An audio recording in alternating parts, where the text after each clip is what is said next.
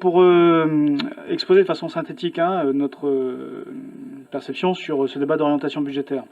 Donc je rappelle qu'il y a effectivement des mesures d'urgence à prendre et qu'aujourd'hui, l'urgence, c'est de maîtriser la dépense et d'aller chercher partout où l'argent est mal utilisé ou dort les marges de manœuvre et de ne surtout pas accroître la pression fiscale.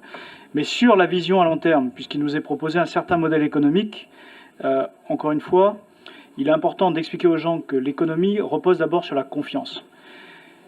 On ne peut pas faire croire aux Calédoniens qu'on va simplement relancer la croissance et l'emploi avec la consommation.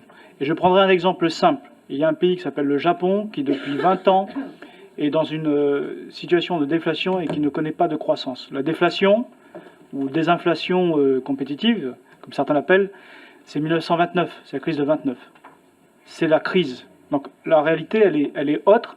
Elle est que oui, il faut améliorer le pouvoir d'achat des Calédoniens, mais on ne peut pas le faire en sacrifiant le dynamisme économique. On ne peut pas opposer l'amélioration du pouvoir d'achat à l'entreprise. Il faut cesser de diaboliser l'entreprise comme ça a été le cas depuis maintenant plusieurs mois. La réalité, c'est que si nous voulons avoir du développement économique en Calédonie, si nous voulons avoir de la croissance, il faut aussi de l'emploi.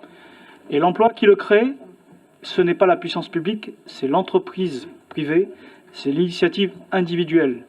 Il faut bien comprendre qu'il n'y a pas d'emploi sans investissement et qu'il n'y a pas d'investissement sans entreprise rentable avec de la visibilité sur leur avenir. Les chefs d'entreprise, qui sont les créateurs d'emplois, ne prendront pas de risques, ne créeront pas de nouveaux investissements, n'achèteront pas de nouveaux bâtiments, n'achèteront pas de nouvelles machines, ne proposeront pas de nouvelles entités pour travailler s'ils n'ont pas de visibilité sur leur capacité à emprunter pour investir dans notre pays. C'est vrai pour les chefs d'entreprise locaux, c'est vrai pour les chefs d'entreprise étrangers.